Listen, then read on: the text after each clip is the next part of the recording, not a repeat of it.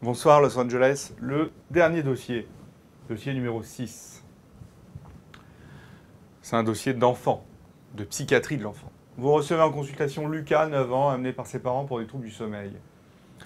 La rentrée au collège a lieu dans une semaine et Lucas, très bon élève, est en avance, mais très inquiet de ce qui peut arriver.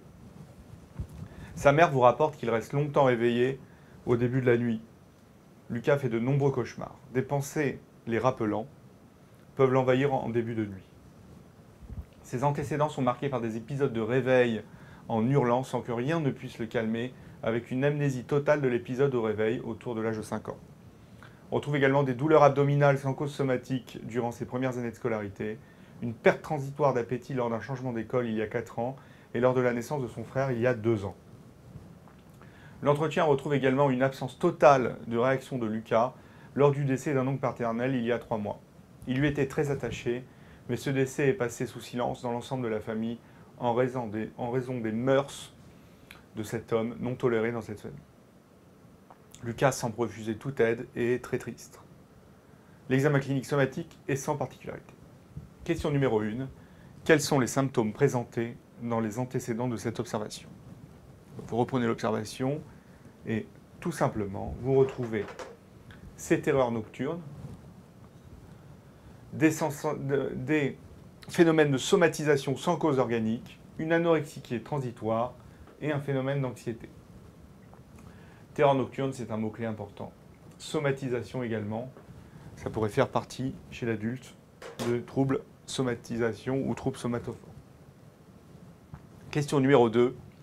Décrivez les symptômes actuels. C'est l'équivalent de faites l'analyse sémiologique de l'état actuel du patient.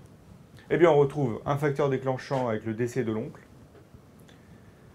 Ce petit garçon est anxieux, une aggravation de l'anxiété par la perspective de l'entrée au collège.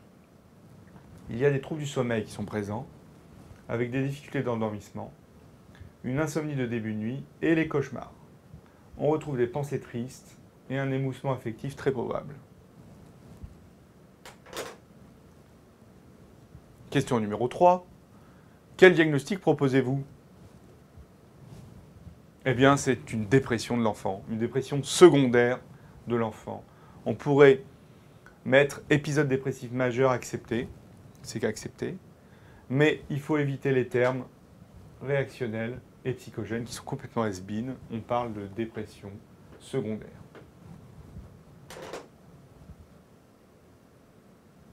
Question numéro 4. Quel bilan complémentaire prescrivez-vous? Là, ici, le tableau clinique est typique, mais il faut se méfier.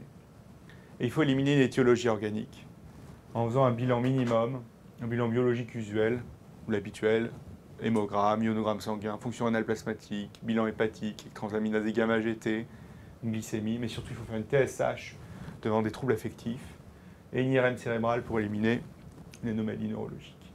Et que sur le plan psychopathologique, on fait des tests psychométriques pour évaluer la dépression, l'anxiété et le retentissement de ces troubles psychopathologiques chez l'enfant. Question numéro 5. Quel est votre traitement?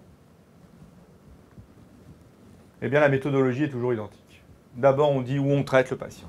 C'est ambulatoire, pas d'antidépresseur, et le travail de psychothérapie, le soutien, avec travail de deuil, verbalisation de l'anxiété, la psychothérapie comportementale, avec des techniques adaptées à l'âge de l'enfant, bien évidemment, des dessins, des jeux, des entretiens. La thérapie familiale, c'est capital, avec comme matrice, il faut l'amélioration de la place de l'enfant dans la famille.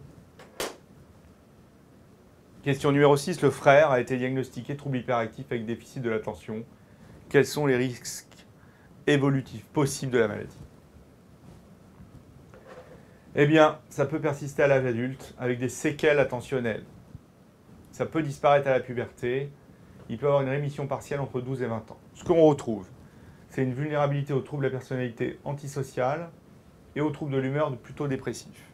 Et le trouble hyperactif peut évoluer vers un trouble des conduites avec troubles oppositionnels et provocation et peut évoluer vers des conduites addictives. Comme je le dis ici, donc risque de développer un trouble des conduites, risque de développer un trouble lié à l'abus de substances et Le pronostic dépend de l'importance des troubles des conduites et du fonctionnement familial. Ce n'est pas coté, mais il faut l'avoir en tête. Enfin, quel est le traitement de ce trouble hyperactif avec déficit de l'attention? On ne vous demande pas d'être des spécialistes, on vous demande d'être méthodologique. 1. Ambulatoire. 2. On repère précocement l'usage nocif de substances. L'hospitalisation est faite si le suivi ambulatoire est complexe. Traitement pharmacologique qui est en fonction du contexte. Donc antidépresseurs, bien évidemment, après avis spécialisé, quand coexistent des troubles dépressifs, mais c'est le spécialiste qui va le prescrire. Traitement anxiolytique si nécessaire. Éviter les benzodiazépines, bien évidemment, chez les enfants. Les psychostimulants pour le trouble hyperactif avec déficit de l'attention après l'âge de 6 ans. Psychothérapie individuelle de l'enfant, l'approche comportementale, les thérapies familiales. Donc vous avez un triaxe de psychothérapie. On traite les comorbidités et conseils parentaux ou guidance parentale, on donne des conseils aux parents. Je reviens sur le traitement pharmacologique. Les antidépresseurs ne sont prescrits qu'en cas de dépression caractérisée après avis spécialisé. Chez l'enfant et l'ado, c'est d'abord la psychothérapie. Donc les recommandations. Les troubles dépressifs chez l'enfant, il faut reconnaître, soigner, prévenir et le devenir. C'est une conférence faite par l'ANAS en 1995, qui est devenue l'HAS après. Et je vous ai mis en aparté les recommandations de l'AFSAPS 2005 sur le traitement du trouble dépressif de l'enfant et de l'adolescent. C'est d'abord la psychothérapie, pas d'antidépresseurs, avant l'âge de 18 ans. Cette prescription est déconseillée dans ce type de population en raison de l'augmentation du risque suicidaire. Et si il y a décision de prescription d'antidépresseurs, elle se fera par un spécialiste en pédopsychiatrie. On a abordé l'item 39 sur les troubles du comportement de l'enfant, les troubles de l'humeur, l'item 285, la prescription et surveillance des psychotropes, l'item 177 est abordé partiellement, et l'item 48 sur les différents types de techniques psychothérapeutiques. Je vous remercie. Bon courage pour vos révisions. Ça va être long cette année, mais endurance, révision, faites des sous-cols, faites des confs, allez en conf à la fac, allez en stage, en tout cas profitez des stages pour apprendre les principaux éléments qui vont vous servir pour le CN et la vraie vie. Et l'ensemble de ma conférence a été fait sur le livre que j'ai coordonné et dont j'ai écrit les questions de psychiatrie, qui est le Book des ECN aux éditions La Revue du Praticien, qui est maintenant, La Revue du Praticien, une référence universitaire pour la préparation des ECN et la formation médicale continue. Je vous remercie, à bientôt.